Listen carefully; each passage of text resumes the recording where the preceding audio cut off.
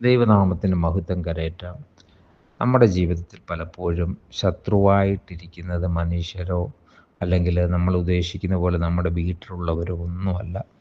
നമ്മുടെ ഉള്ളിലേക്ക് കടക്കുന്ന ചില ചിന്തകൾ, അതുപോലെ ഭയം, ഉത്കണ്ഠ, നാളെക്കുറിച്ചുള്ള ആശങ്കകൾ, നിരാശ, നീരസം, മറ്റുള്ളവരോട് നമുക്ക് തോന്നുന്നതായ ചിന്തകൾ, അല്ലെങ്കിൽ ആസക്തികൾ, മോഹങ്ങൾ, പ്രലോഭനങ്ങൾ, ഇവയെല്ലാം നമ്മുടെ ദൈനംദിന ജീവിതത്തെയും അതുപോലെ തന്നെ നമ്മുടെ ആത്മീയ ജീവിതത്തെയും താറുമാറാക്കും.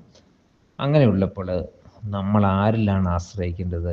കർത്താവായ യേശു ക്രിസ്തുവിൽ, നമ്മുടെ ദൈവത്തിൽ നമ്മൾ ആശ്രയിക്കുമ്പോൾ നമുക്ക് നമ്മുടെ ശത്രുക്കളുടെ പക്കൽ നിന്നും ഒരു വിടുതലയക്കും. ആ വിടുതലയക്കുന്ന ദൈവം സങ്കീർത്തനങ്ങൾ 17:7 പറയുകയാണ്, ദൈവമേ അങ്ങേ ശരണമാക്കുന്നവരെ. അതായത് നമ്മുടെ ആദ്യത്തെ നമ്മൾ ചെയ്യേണ്ട കാര്യം പൂർണ്ണമായിട്ടും കർത്താവിൽ ആശ്രയിക്കുക. അതാണ് പറയുന്നത്, കർത്താവെ അങ്ങേ ശരണമാക്കുന്നവരെ, അവരോട് എതിർക്കുന്നവരുടെ കയ്യിൽ നിന്നും അങ്ങയുടെ വലങ്കയാൽ രക്ഷിക്കുന്നവനായുള്ളവേ, അങ്ങയുടെ അത്ഭുത കാരുണ്യം കാണിക്കണമേ. നമുക്ക് ഏത് തരത്തിലുള്ള പ്രശ്നങ്ങളോ പ്രലോഭനങ്ങളോ അതുപോലെ എന്തെല്ലാം കാര്യങ്ങൾ നമ്മുടെ ജീവിതത്തിൽ വന്നാലും, നിരാശയായിരിക്കാം, ചിലപ്പോൾ ആസക്തികളായിരിക്കാം, ചിലപ്പോൾ മദ്യപിക്കുന്ന സ്വഭാവമായിരിക്കാം, അതുപോലെ വഴക്ക് കൂടുന്ന ഒരു സ്വഭാവം നമ്മളിൽ ഉണ്ടായിരിക്കാം. അങ്ങനെ എന്ത് തന്നെ ആയിരുന്നാലും നമുക്ക് അത് ശത്രു തന്നെയാണ്.